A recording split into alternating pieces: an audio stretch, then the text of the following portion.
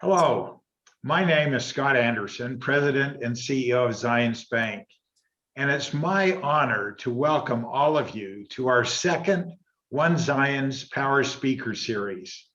Today, we are celebrating Women's History Month by honoring women who have made history and women who are making history across our organization and in our communities. One of the key components of our Zions diversity, equity, and inclusion strategy is our employee business forums.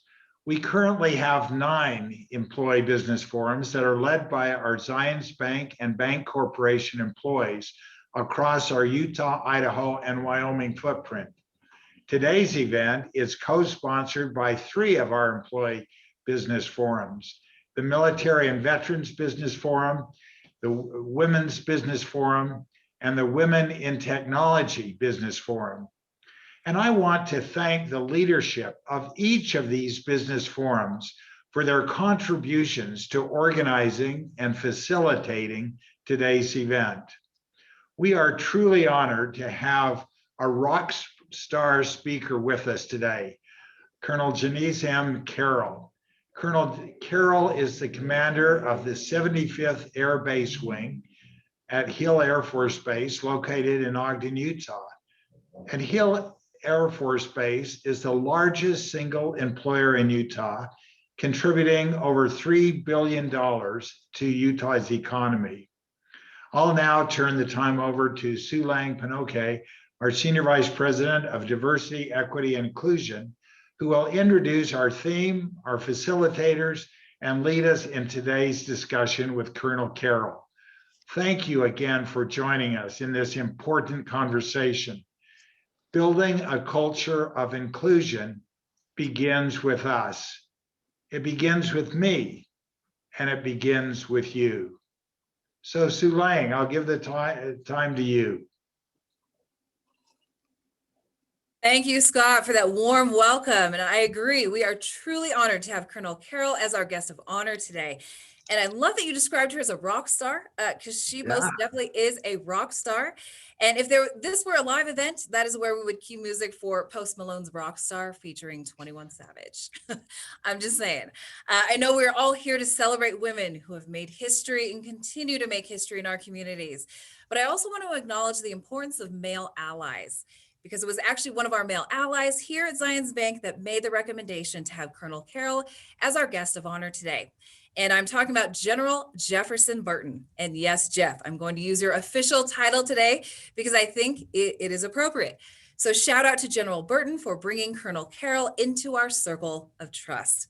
Upon receiving General Burton's recommendation, I immediately reached out to the women leaders of our 3 partnering business forums, and they all said yes, yes, and yes. We got together to discuss the theme for today's conversation and decided to align our theme with the National Women's History Alliance. 2020 marked the centennial celebration of the 19th Amendment, granting women in this country the right to vote. The 2020 theme was Valiant Women of the Vote. Now, recognizing that most of the centennial celebrations last year were canceled due to COVID-19, the Alliance decided to carry on this theme in 2021 and expand it to Valiant Women of the Vote, refusing to be silenced. In addition to that, 2021 has also been referred to as the Year of the Black Woman. We have a record number of Black women serving in the 117th Congress, 26 in fact. We had our nation's first Black and Asian woman sworn in as Vice President, Kamala Harris. And for those of you who tuned into this year's inauguration and Super Bowl, you're probably familiar with the young Black woman who was named the first National Youth Poet Laureate, Amanda Gorman. In addition to all these valiant Black women, I can't think of a more timely and appropriate woman leader to honor today than Colonel Jenise M. Carroll, who's the first Black woman installation commander at Hill Air Force Base. Now, these facts are all women's history worth celebrating. And as we have studied Colonel Carroll's life story and career, we all found ourselves describing her leadership as inspiring, courageous, and brave. So it is my pleasure to present to you Bravery in Leadership, an intimate conversation with Colonel Carroll. I'm now going to bring in the women leaders representing our 3 partnering business forums. We have Jessica. Good afternoon. My name is Jessica Vattioni. I'm an HR business partner for Zions Band Corporation, a military veteran, and co-chair to the Military Veterans Forum. Thank you. Welcome, welcome, Jessica. And we have Melissa. Hi, my name is Melissa Wolfley, and I am the Zions Bank Regulatory Mitigation Administrator and co-chair of the Women's Forum. Thank you, Melissa. And we have Maribel. Hello, everyone. I'm Maribel Rodriguez, and I'm the chair of the Women in Tech Business Forum. Welcome, welcome, Maribel. Now I'm going to turn the time over to Jessica to formally introduce our guest of honor. Thank you. As an Air Force veteran, I'm honored to introduce you all to Colonel Jenise Carroll. Colonel Carroll is the 75th Air Base Wing Commander at Hill Air Force Base. And as Scott mentioned, that is the largest single site employer in Utah, contributing over $3 billion to Utah's economy each year. Colonel Carroll received her commission in 1996 and has served in a number of positions at the highest levels of our United States Air Force and also within the Department of Defense. In 2008, she was executive officer to the Vice Chief of Staff of the United States Air Force. In 2015, she was a senior military advisor to the Director of Diversity Management and Equal Opportunity for the Undersecretary of Defense. From 2017 to 2018, she served overseas at the U.S. Embassy in Baghdad, Iraq.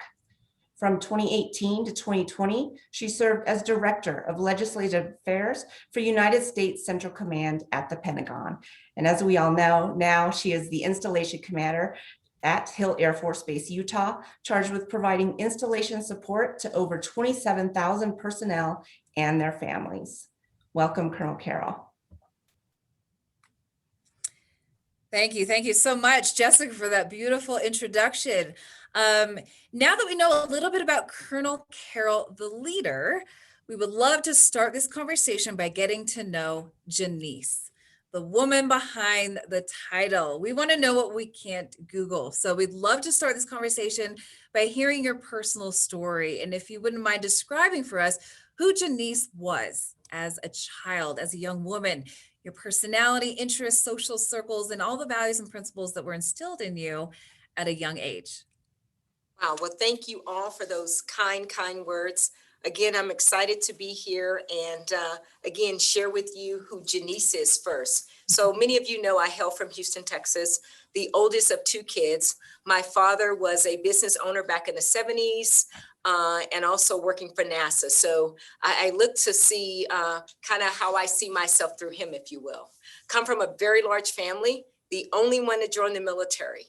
But as a young child and in school, I was a straight A student, never studied, always ahead of my class, and school came easy academically, and I decided to do sports. Then that came easy. So I ran track, volleyball, basketball, and I became the captain of all of those teams. Graduated from high school as salutatorian, and then off I go and decided I wanted to join the military. And so here I am. I landed in Colorado Springs, which was my first assignment. And from there, I decided, I joined the military, but I really want to finish my education. So I finished my degree in 2.5 years, and I was going to get out of the Air Force. And then I decided to stay in. But the foundation that I have today is really from my childhood. I was always striving to do better, wanted better. And here I am today as your installation commander. Fantastic. Wonderful. Now, as a young woman, we all have those other, sometimes women, sometimes men that we look up to as role models, and also recognizing that you were an athlete. Sometimes this person is a relative, sometimes it's a celebrity, a professional athlete, perhaps. Who did you look up to as a young child and a young woman? Wow. So if I get emotional, excuse me, but my true hero was my grandmother. I epitomized everything she did. So I looked to her. She was a caregiver. She was a rock star in the community. There was nothing she was not willing to do for someone or someone's family. And that's who I looked up to. As I joined the military, I will tell you, my grandmother drove me to my first installation. My grandmother, she did not believe that I was going to leave Houston, Texas, but I did. And on each assignment, as I traveled the world, she was the first one I called. And unfortunately, she left me in 2008. And so that phone call doesn't happen anymore. And so she was my hero. I talk about her all the time. And she inspired me to do what I do and to keep pushing forward to make a difference for all women. Wow, thank you for sharing that. May we honor her legacy today as we honor you as well. My last question is, it's probably related to what your grandmother created for you, is related to home. Now, you have lived in multiple cities across the country. You have traveled the world. So my question to you is, what do you define as home? Where and what is home to you, and why? Wow. So, I'm from Houston. What I will tell you is I probably will never relocate to Houston, Texas. I love my home. I love my roots, but I've been exposed to so many things in my military career. So first and foremost, home is where I'm at.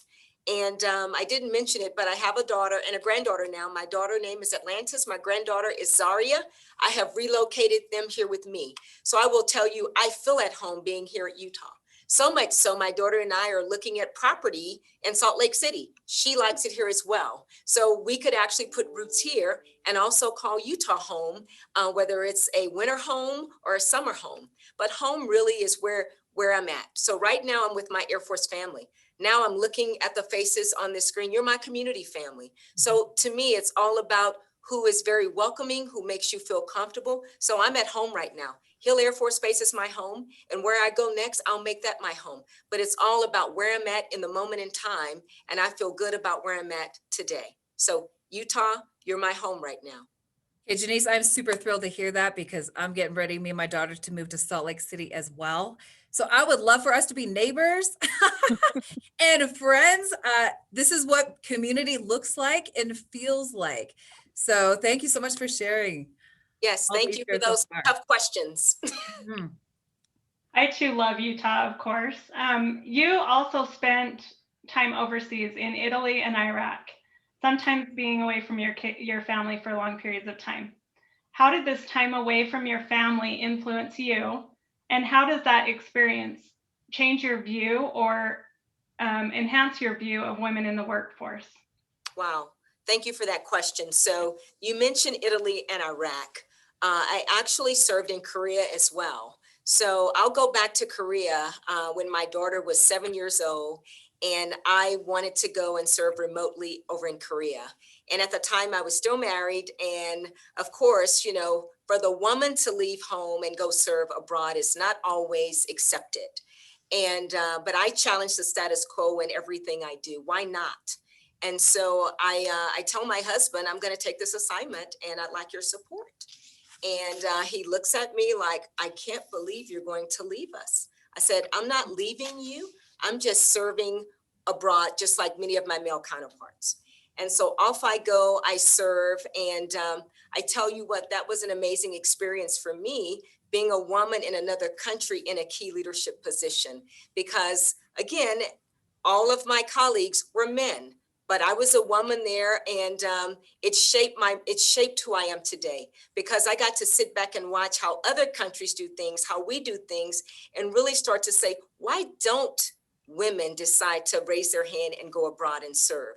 I think it's because whether it's a fear factor, whether it's a barrier, but I broke that and went and served overseas. Now, the family aspect, I stayed close in contact with my daughter, my husband. Now, back then, there was no FaceTime or Skype, so it was telephone calls. So we talked often. I still have letters today that my daughter wrote me when I was serving in Korea. I have those in my possession. We talk about those today. I think as far as what that does, it makes you go stronger. You hear the saying, when you're apart, you go stronger, because you deliberately have to have conversations with each other. Whether that's on the phone call, now FaceTime, you make it a point to basically schedule time. Because when you're together, it's just everybody's doing their own thing, and then you only see each other maybe on the weekends. So really it caused us to stop and pause and really evaluate what we're doing as a family. So that was my first time I served away from my daughter. And then the next time I served was in Iraq. And I think that was kind of a stepping stone. We knew what to expect. We knew how to do things. And really my husband taking care of my daughter, really it was about having that Air Force family. So the neighbors at Langley Air Force Base helped him with her hair and all those things. So to me, it made us grow stronger. What I will tell you about that data point, as far as having a child that is a military brat, if you will, she now appreciates all of these things that she was not necessarily appreciating then. You know, it's all about time and space. And as a young kid, Mom, why do we have to move? Why do you have to go there? But I will tell you, I am super proud of my daughter. Graduated from high school at 15. She's a scientist. And when I say a rock, she is, no kidding, she is amazingly brilliant. And I just say that moving and doing all those things, I know helped shape her to what she is today. That's fantastic. So how did the exposure to these other cultures personally and professionally influence you? Wow. So what I will say is, as a young captain, I was in Korea, and then as a young captain was my first time in Iraq. And for me, I sit back, and it's one of my 3 L's I'll talk about later, but I listen, I observe. I'm very much taking it all in. I'm one of those, I just watch the dynamic in the room and how people interact with you. And watching the dynamic of male counterparts from another country and then our male counterparts in our own country, I was very mindful of how those men treated an American woman and our own men in our country treating us. I will tell you, for a large degree, sometimes in those positions abroad, the men of the other countries treated American women better. More acceptive, more willing to listen. And I think because they had not seen a woman in a position, so they want to know what you have to say. Versus in our own country, I believe that our male counterparts have more biases. And so it really puts something in my mind to say, don't be afraid to speak up. And that's one of the things that I noticed serving abroad, is having the conversation with others, other men that are not from America, help shape where I'm at today. That is so interesting. So you alluded to this, and I'm going to bring it full front right now. Your mantra: listen, learn, and lead. It's powerful and it's brave, because sometimes the hardest thing that we can do is listen to understand. Would you share how this became such an important part of your leadership approach and how it has impacted your life today? Absolutely. So my 3 L's, which I talked about when I took command back in July, and it has really stuck in my core. As a young officer, I was basically sought out to serve in a position. And on the onset, I said no. I just said flat out no. And my mentor at the time said, why not? And I was like, because I don't want to do that. And it happened early, and then it happened later in my career. And he said, I'll never forget, he said, I need you to listen to me. Just sit down and listen to me. And when I listened to him, it opened my eyes. He said, why do you think you shouldn't do that? Why do you think you can't do that? And I said, I never said I can't. I said, but I don't see anyone that looks like me that gives me the, basically, when you see something out there, you see someone look like you, it's possible. And I was like, I don't see anyone that looks like me, because by far I'm talking to a male, I'm talking to a white male, because I will tell you, most of my mentors have been white men. And those white men saw something in me and they gave me the opportunity. So I took that time to listen to him, and he's still a mentor of mine. And we talk about this. We talk about it today, about, remember when I called you and you said no and hung up on me? And he was a key leader in the Air Force. And he says, Jenise, Carroll, I'm not asking, I'm telling. And so that kind of helped me shape where I'm at today. Because when you see something, when you see someone, you want to reach down and give them that opportunity, but you want to listen to their story first, and you want to work them through any issues they may believe that may be barriers to getting to the next level. That listening, that's where the listening part comes in for me. I love that. So in doing the work, what has been your biggest discovery that you've made about yourself? Wow. Well, wow, that is a loaded question. So what I will tell you is I understand that everybody is not Jenise Carroll. I understand that everyone doesn't bring the same level of energy to the table. I also understand that I may be having a conversation and I'm thinking here and others are thinking down here. And so for me, the importance is bringing us together, right? And it's my job as the leader to come down, to have conversations, to bring it down to the level where they understand whether I'm giving guidance, task, or whatever, versus trying to bring them up to my level immediately.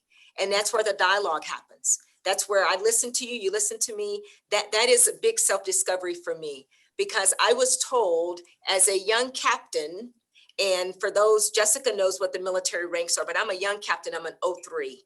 I was told by my supervisor at that time that I was already thinking on a lieutenant colonel level. And I quote, "Be careful with what you say, when you say it, and who you say it to, because people will be intimidated because you're too smart." So when he said that to me, it wasn't saying don't be who you are, but be mindful who your audience is and know when to speak, when to listen, and how to make sure that your ideas come to the forefront, if that makes sense. I love that.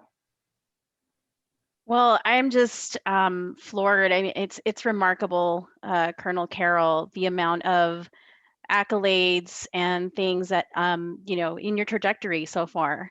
And you have so much more, of course, I think, to contribute to. And you know, for me, something that I was looking at, I was reading up on you, not stalking, I was researching. And you know, with your position that you hold today, again, very remarkable. And the way that you've grown in ranks in the Air Force, you had mentioned that you had never seen a woman wing commander. And so you could say that you were a visionary in building your dream to be in a place like the one you're in now. So when you're thinking of other women that you've worked with and mentored, how do you approach the work of inspiring other women leaders yourself? Wow. So I will tell you, for me in the position I am today, I always tell women, there's nothing you can't do. And if I can help, I'll help. But let me tell you why I say that. Again, as you so stated, I didn't see another female wing commander. I always a bunch of men, but I always wondered why. So as you said, I did research. So I started researching. As a young captain, I did a piece, a research paper about diversity in the armed forces at large. So just not the Air Force, because I was curious about where are we as a nation? Where are we as a Department of Defense? And again, not very many broke through that glass ceiling, as we still know today, that actually came about in 1986, right? So, you know, here we are, X amount of years from when the glass ceiling was first brought up, and we're still living in it, more or less. I just let women know that there's nothing you can't do, and it's within you. You decide how far you want to go. You decide. Now, I also tell them it's not easy. And it's not easy because every day for us that are women, it is game day. It's your Super Bowl every day. So every day you show up ready. You show up smarter, you show up ready to articulate the message, and you do so unemotional. No emotions. You don't bring emotions into the boardroom. Other people can do that, our male counterparts. So males that are listening, they know they can do that emotional thing, but the minute a woman shows emotion, then she's whatever the terminologies are, she's too sensitive. Well, I will tell you, bring your A game every day and be ready. Challenge the status quo. Don't just agree. Many times we're in a boardroom or a meeting and they'll look around and they'll say any questions. And more or less, most of our male counterparts, they just sit there. If you have something to say, don't be afraid to speak up. That's that courage and bravery. Sir, ma'am, I have something I'd like to, and be so, and do it not with a soft-spoken voice, do it with the level of emphasis. So when you speak, make sure you speak to be heard. So that's what I offer. Absolutely. And I think that's important in any case, any career, any field. You know, something that I learned about you when we last spoke not too long ago is preparation. Preparation is everything. You spoke to confidence and how important that is, right? It lends to that voice and amplifies what you're trying to say and make your mark. And so in that same thinking, you know, what would be advice that you can share besides the things that you've already mentioned? If you could pick a specific point that you can share with young women entering a male-dominated profession, what would that be, considering that there's all these, like you said, barriers, or, you know, just a matter of trying to amplify your voice in a room full of men? So what I would say is first listen. So when you're in the room, listen, you may have an answer, but wait until it's your turn to speak. Watch the room, watch the nonverbals. Most times you can figure out who is listening to you, who welcomes you, and who doesn't welcome you in the room. Get those allies, right? Get those allies that welcome you. Have those sidebar conversations on break if you're in a conference or if you're at a large organization. Go to them and say, hey, it'd be great to sit down and chat with you about A, B, or C. But the other thing I offer is we often talk about double standards. We talk about, you know, not being held to the same level. Those are merely conformity biases or institutional bias. It is a bias. We all have biases. The thing for me is, you know, when someone makes a statement about another woman, you say, so give me an example. Because normally it's not a positive statement. It's normally negative. I hate to say it, but in America, that's just what we do. But when someone says, hey, you know, Jenise is, you say, wow, give me an example, because I haven't witnessed that. So we stick together, right? We align ourselves together to move out. That is something we don't do enough of as women for some reason. But I think the reason we don't do enough of it as women is because we're not in the masses, right? Although 53%, almost 54% of women graduate from college, more educated, and we have more women in the world, but only about 7% are serving in those executive level roles. Why is that? Because we're not given those opportunities. It's not that we're not qualified. Give that person the opportunity, and don't think that, oh, well, I don't want to hire the woman because who cares what they think? Is she qualified? If the answer is yes, move out and make history.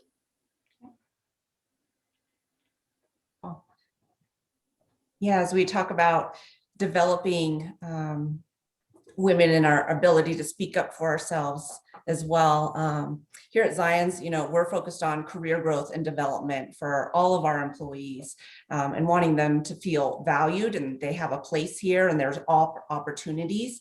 Part of that we discuss with our managers is access and exposure to leadership. And of course, as we visited your bio at the beginning, we talked about your access to leadership to watch the highest levels of our Air Force and Department of Defense in operation. So wondering if you could share with us how you've been influenced by that access and the ability to be so near to the decision makers and the leaders. Absolutely. Jessica, wow, that I tell you, you're right. I always say I'm fortunate for the opportunities that have been given to me, and I need to pay that forward. And I'll go back to when I was a lieutenant. So I'm a second lieutenant. I am stationed at Maxwell Air Force Base, and I'm working at Air University. That's where we call it academic circle. That's where we do all the development for every airman, if you will. They own that competency for the Air Force. And I am working there, and I get a phone call, and they wanted me to interview to become a part of COMAC's team. That's Air Combat Command, for those that don't know, to work on his protocol team. And I'm on the phone, and they're like, we wanted you to come to interview. And I was like, oh, no, thank you. And I hang up the phone because I'm like, there's no way. And so fast forward, I go up, I interview. Lieutenant Carroll is sitting across the table from a 3-star general. So again, I don't have any upbringing, any long lineage of how to really have a conversation. And I will tell you, in that interview, Jessica, I was asked, so what are your strengths and what are your weaknesses? And I said, people can't keep up with me. I say that to this 3-star. And I said, and I outperform others and they don't like that. And I said, and I don't know that that's a bad thing or a good thing, but that's who I am. I got hired working for 4-star as a lieutenant, and that shaped, as you just said. So that was kind of the first thing, being exposed to community partners. There was a Clovis committee of 50 that would come to Langley Air Force Base, and we would basically, name tag them and do all that protocol stuff. But again, I'm stepping back, listening to the dialogue.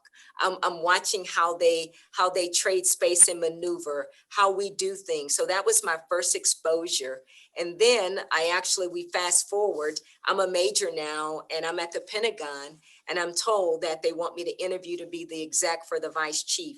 And I was like, no, thank you. Again, here I am saying no, thank you. And the opportunity is right there. But I had that push again by my mentor. I go up, I interview.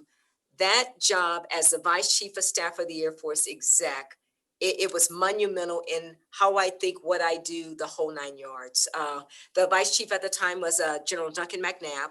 And the time that I was serving there, I just want to let everybody know, was the same time in history that our Secretary of the Air Force and our Chief of Staff was removed. So that was a critical time in history, and I am there watching that dynamic and being in the room for those conversations, understanding what happens. What that taught me, Jessica, was accountability. It said everybody is held accountable. And that told me, if you see something, you do something and hold people accountable. That shaped me more than anything else, any other event in my career, because if the Chief of Staff and the Secretary of the Air Force can be removed for not doing things that are accountable, that's big. I'm a young major. And that's a data point for me. And that has really helped me through my path of watching, listening, and then understanding how the dynamic works. So that was a key foundational point for me.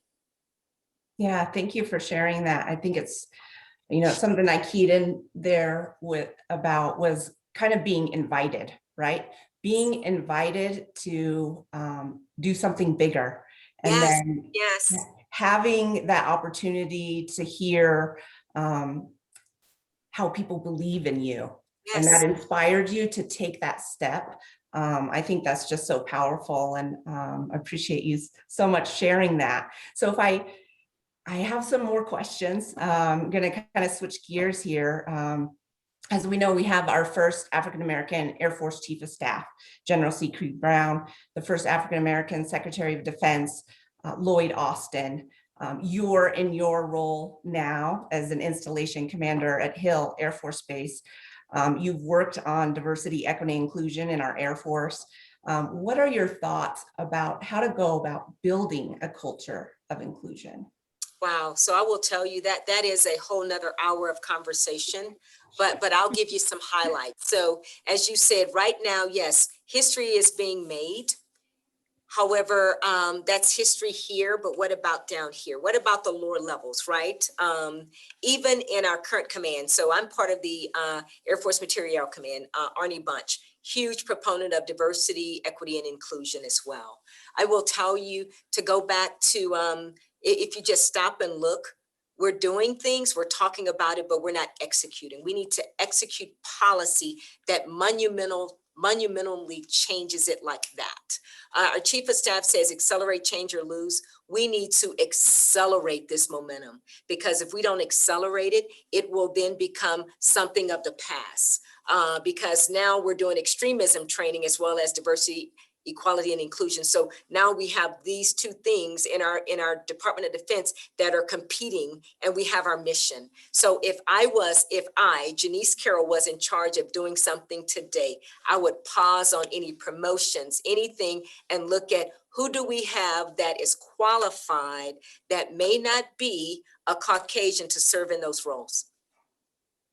Pause and say, why has this person been overlooked? Because there are many people that are currently serving that have been overlooked for opportunities because they have not been welcomed to the table, right? They have all the skills and competencies, but why haven't we given them those opportunities? So that would be my first thing. Let's look at some data. I'm a data-driven decision leader. I want to go back and look at the data, because as we continue to fight for diversity and inclusion in our armed forces, a lot of women and minorities of all ethnicities leave because of the way they're treated. It's not because they're not qualified, they couldn't have done the job, but the way they're treated, they're not given the opportunities, and they're side by side with their male counterparts, and they're working so much harder, but the male gets the, and that right there is discouraging. So we have to make sure that if we're going to do something about creating that next SecDef or that next chief of staff, how are we doing that? Where's your bench? Where is your bench today? I offer that we don't have a bench. I offer that those two gentlemen are where they're at because of the hard work and the opportunities that presented. But if you look back at the next level, the next level, the next level, there is no bench right now coming behind, fortuitously, if we want to say, a female chief of staff of the Air Force or another African-American. Where's the bench? So you have to, no kidding, monumentally change the mindset today. You can't wait. You keep doing investigations and reports. I will tell you, I am in possession of a report from 1984 that the Department of Defense did that talks about diversity and inclusion. And we're still talking about it today. We have to stop talking and do. That's what I would do today if I was put in charge of that program. Great. Thank you so much for sharing that. Yeah, it's something that's disheartening. It's disheartening when we keep, it's like we keep doing this and we just need to poke it and go. Whatever that means, put a stake in it and move out. So yeah. Absolutely. Love that. Agreed. I love everything that has already been shared. Colonel Carroll, and in preparation for today's conversation, all of us, including Scott Anderson, watched the 60-minute episode that aired March 21st, 2021. And I invite everyone who tuned in today to listen to today's conversation to go and watch that episode. In that episode, it was titled Race in the Ranks, Investing Racial Bias in the Military. And in that episode, it features the Honorable Lloyd Austin that Jessica mentioned, who was just sworn in as our nation's first Black Secretary of Defense. It also highlights General Charles Q. Brown, who's the first Black leader to serve as Chief of Staff of the Air Force. One thing that was most compelling to me, and it was so eye-opening, because as a DEI professional, I oftentimes cite the sports arena and the military as two arenas in our society that are breaking barriers when it comes to DEI. In sports, for one, because of the transparency and almost recruitment, advancement is entirely based on performance. And in the military, because people's lives are literally at stake. But after watching this episode, I was like, wow, okay, we still have a lot of work to do. And recognizing that, I also want to note, General Brown released his response to the current events surrounding the tragic death of George Floyd in June of last year. I also want to encourage everyone to go to YouTube and watch that video, because I can't watch that video without getting emotional. And you talk about eliminating emotions in the workplace, that is extremely difficult for women and people of color who face these microaggressions, these isms, these being constantly overlooked, not being respected, when they deserved that respect over and over again. I just want to quote one line that he says in the video. He says, here's what I'm thinking. I'm thinking about how full I am with emotion, not just for George Floyd, but the many African Americans who have suffered the same fate as George Floyd. And that video has had over 4 million views. So my question to you, Colonel Carroll, and you could probably just take the rest of the time with this, as a Black woman serving as colonel on Hill Air Force Base, what does it mean to you to have leaders like Secretary Austin, General Brown, two Black men leading our armed forces today? Well, thank you for that. What I will say is it gives hope. It gives hope that we're going to reshape and rethink how we recognize talent and move forward with performance. But what I will tell you is across the spectrum, when it comes to a Black woman serving, that's where we still struggle. We struggle with that. In the Air Force, we have not had a Black female general in over 20 years. And that's someone to be selected and then continue. The highest ranking African-American we've had woman in the Air Force was Marcelette Harris, which is happened to be from Houston, Texas, that actually passed last year. So right now, it gives hope, but it goes back to those in the room making the decisions. That video that General Brown released after the George Floyd, that is so emotional. Just talking about it, I got emotional because I am also full with emotion. Every single day, I will tell you, instead of being recognized as a leader first, I'm recognized as a Black woman first. And that's hard. But I'm also, people look at me and they judge me just because of how I look versus what I bring to the table. Those are things, those biases we just have to put aside. But as society, it's all about that dialogue. And when you look around, who's at the table making the decisions? If everyone at the table making the decision happens to be the minority, which is the white male right now, we are still fighting that uphill battle. It is people like your Scott, your CEO, that's trying to move the ball forward. It is all about, you know what, if something was done wrong before, perhaps it was just done wrong because people don't know. I will tell you, a lot of times, I don't think it's nefarious. I believe sometimes people just don't know. They don't. Who told them? How would they know, right? The assumption that they know it. That's why having a conversation is so important. I tell you, I know that Jerome Brown is moving out, trying to make a difference. He will make a difference, but he is one person, as well as SecDef. They're two people. I mean, we have this ginormous institution called Department of Defense that carries so much institutional bias that you and I can chip away with every day, but we have to monumentally push through it to make it happen. I am going to do my part, but as a African-American woman doing it, then people think she's only doing that because she's African-American. They're failing to see the data that's out there that says coming together as a diverse organization, we can do so much better, whether it's Black, Asian, Hispanic, male, female. Together, we can do so much together if we just break down the barriers and start collectively coming together. That's the important thing that I do know these two gentlemen will monumentally make happen. Agreed.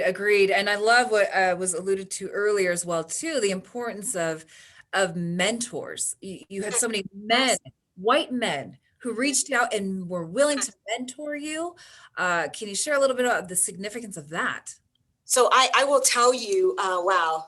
One particular situation, because again, there's no one that looks like me to mentor me, right? So it's like, who has your advocacy?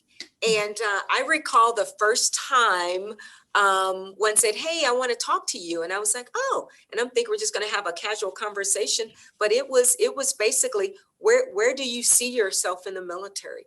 What would you like to do? Where do you aspire to do? How do you get there? And that was, again, deliberate development, as Jessica alluded to, making sure you're creating those opportunities to show people that they have something to believe in. That doesn't happen. And then it happens, but then once you get to a certain rank, it no longer happens. Because once you get there, it's almost like, oh, there's a roadblock now. That's as high as I want that woman to go. So that's the other thing. You may have a mentor that gets you to this level, and then the rest of the advocacy to get you over the hump. What does that look like? What does that look like? And I think after you get here, then it becomes more tribal, at least in the Air Force. It's a tribal thing. When you look around the Air Force, how many pilots do you have serving in leadership positions? Although the pilots don't make up the majority. So when you look at that, that's kind of the other thing, is how do we break through that? Because that's another issue, the tribalism of, well, I'm going to make sure that my core is the one that's leading and the one in charge, regardless of the competency and leadership skills the other individuals bring to the table. Agreed. I also want to note another piece that was alluded to earlier. We talk a lot about mental health, mental resilience, and also mental discipline here at Zions Bank. And clearly, a leader of your stature and of your accomplishment has had to master that. Most importantly, the mental discipline, Yes. right? Yes. There are times where you just want to, like, I don't know, flip out, cuss somebody out or whatever. I mean, I know I do.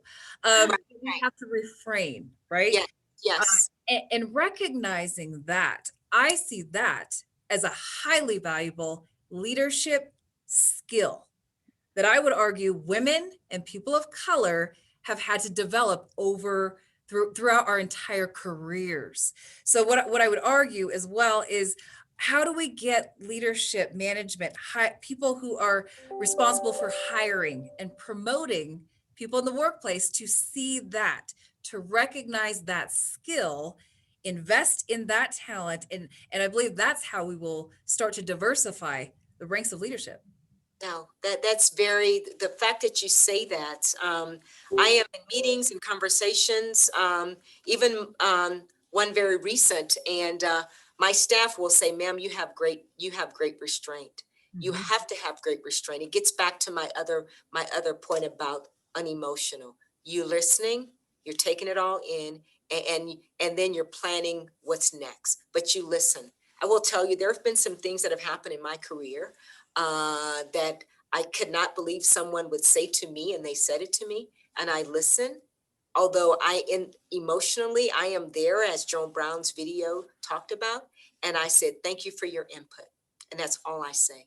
Less is better in those situations. I think that's it's very key. That is the level of resiliency you have to be at. Less is better. Unemotional. Thank you for your input. You know, I'll circle back with you on that. And you let it go, and you walk away. And you walk away, you don't talk about it, and you go off and you get back, you get after what you also said. You go out for a run, whatever soothes your mind, that's what you do. Whether you're jogging, biking, playing tennis, whatever it is that gets you in that element to really get the mental clarity you need, that's what you need to do. Because the other point I'd like to bring up, you have that resiliency piece, but the other piece that I think blocks things is your emotional intelligence and my emotional intelligence are two different things, because it gets back to where you come from, your upbringing, and what are the different key endpoints that came into your life and helped shape you into the leader you are today. I love that. Would love to expand that conversation. Does anyone else have practices, mental practices that they do in those times and moments?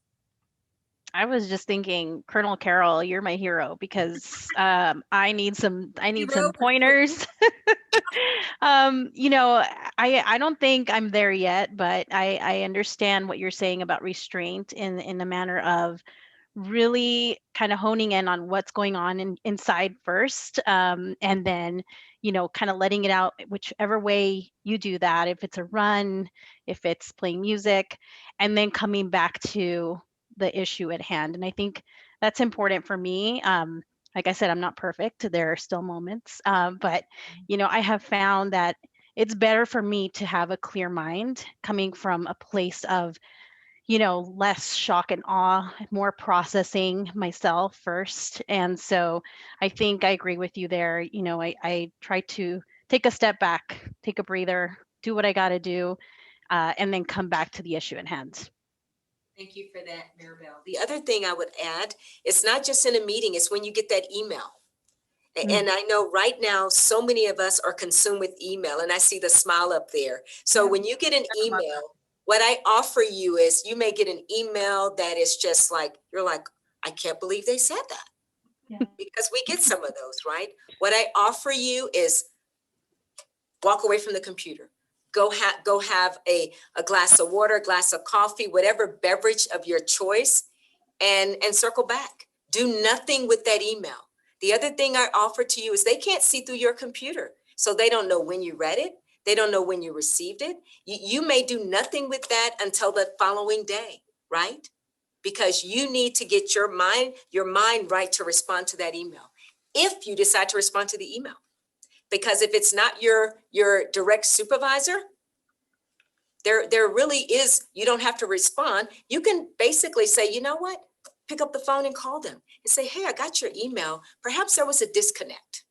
Because sometimes what people meant to say in an email is not the way it comes across. So that communication medium is so important. It is so important. And I think that's the other thing. So it's like, I didn't receive it how you said it. It gets back to the emotional intelligence, the resiliency level, and how well are you listening, right? Right. Yeah. I feel like pausing, taking a moment, reassessing. You can do it in the moment. Yes.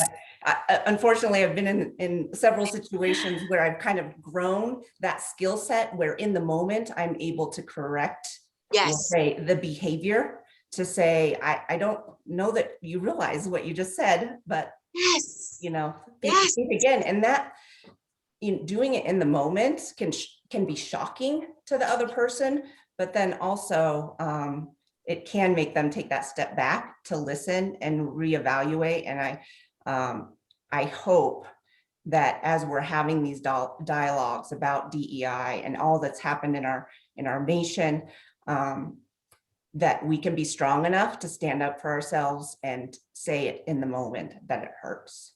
No.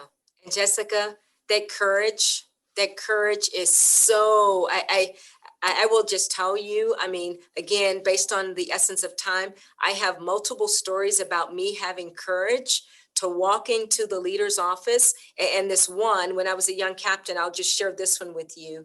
I wanted to deploy, and I was told, well, Dad, the 4-star is not going to let you go because you're a woman.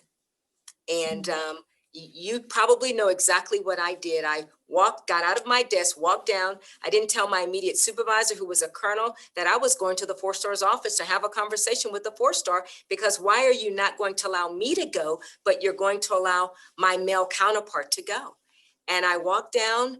Secretary's name is Margot. I remember it like it was yesterday. I said, can I speak to General Cook? That was his name. Great guy, love him. And I walk in and I said, sir, I have a question to ask you. And before you say no, I want to make sure you would say no to a man if a man was asking you. I was that brave. And I will tell you, I basically said, I'd like to deploy to Iraq, and this is when I'd like to go, and I'd like your support. And he stood up. He was about 6'7". He looked at me dead in my eyes and he said, Jenise, if you want to go, I will support you. But what about your family? I said, sir, men have family too. I'd like to go. My family's okay with it. And off I went. But that was courage that I took, and not taking no, because I was also reminded, if that person doesn't have the authority to tell you no, they don't have the authority. If they don't have the authority to tell you yes, they shouldn't have the authority to tell you no.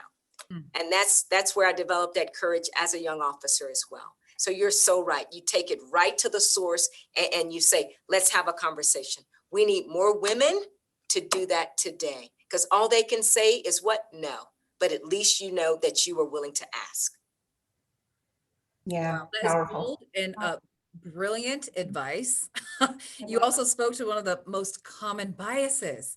Yes. In decision making, they think of the family responsibilities. Okay, women and men share responsibilities. Yes. Right, and that is our decision to make. Thank you. Thank you. Present that opportunity. Yes. To allow us to make that call. Yes. Yes.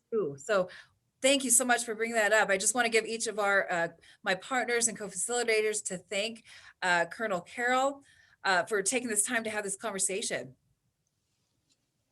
Melissa.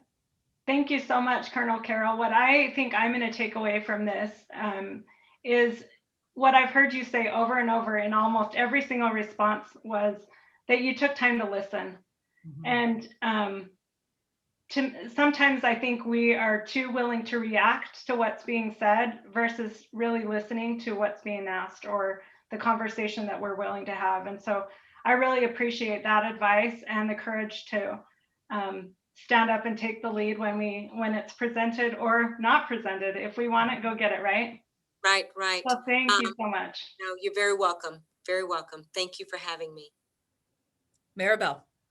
Colonel Carroll, what an honor. I have so many takeaways, but I think for me, what resonated and just I'm going to cherish and just make sure I always think about this beforehand is just to be confident, be that confident voice in the room. Don't be afraid to speak up. Don't mumble. I know you had mentioned that before. Those are the things that I think are super important to establish yourself and be that voice. So I thank you very much for your time and for all of this. Thank you. Thank you, Maribel. And Jessica. Of course, Colonel Carroll, again, it's an honor to be a part of this with you today. My takeaways: be strong, be brave, advocate for yourself, if you're a leader in a position of management, find others to mentor and lead and provide support and opportunity. Thank you so much, Jessica. And Colonel Carroll, 4 words to describe you: strength, resilience, beauty, and brilliance. Truly an honor to engage with you today. I just want to thank our guest of honor, Colonel Carroll, my colleagues, my co-facilitators, Jessica, Melissa, and Maribel, and all of you out there who took the time out of your busy schedules to join us today. We have truly been fed with inspiration that will propel us forward as a One Zion's community to continue celebrating all the women leaders in our lives making history. I want to bring today's conversation to a close by announcing our next. Can I just, Sue-Lane, can I just thank Colonel Carroll as well, and just say I am so appreciative of the example you set, the wisdom that you have shared with us, your experiences. It is remarkable. We are so proud to have you with us. We're so proud to have you in Utah, and thank you very, very much. Thank you. Thank you, Scott. Thank you. Thanks so much. We just want to announce our next One Zion's Power Speakers Series event. Recognizing May as Mental Health Awareness Month, we'll be hosting a mental health panel on Thursday, May 20th. More details to come on that later. And as a reminder, our intentions behind hosting these conversations is to simply start the conversation. That's what we did here today with Maribel, Melissa, Jessica, Scott Anderson, and Colonel Jenise Carroll. We invite all of you to take what you've learned today and continue that conversation with your teams, your families, and your neighbors. One voice, one story, one conversation can make the difference. Building a culture of inclusion begins with us. It begins with me. It begins with Jessica, Maribel, Melissa, Scott, and Colonel Carroll. And finally, it begins with you. Colonel Carroll, any final thoughts or remarks as we close out today's conversation? Again, I'm honored. Thank you. Thank you. Thank you for having me. Again, Joe Burton, if he's out there, thanks him for actually reaching out, saying, hey, I'd love you to do this. And but the other data point I'll say is, just as women are pushing women forward, our male colleagues need to also recognize that they need to embrace it as well, because nothing happens if we don't change it. Do something about the status quo. Let's make a difference. Each and every one of us can do it. And I challenge each of you to do just that. Again, thank you for having me. Looking forward to seeing you out in the community, and maybe a face-to-face sometime in the future, because I will be in command until next year. So next July, I'm here. So looking forward to continuing the conversation on any of those topics. You guys have an amazing day. Fantastic, you too. And hey, when you move to Salt Lake City, we're going to be neighbors, and Okay. happy to host you at my home. Happy to host any face-to-face live gathering with Colonel Carroll. You are absolutely a pillar in our community. Thank you. So thrilled that you chose to make your home here in Utah. Thank you. Thank you. Thanks everyone for joining us, and we will see you next time. Have a fantastic day.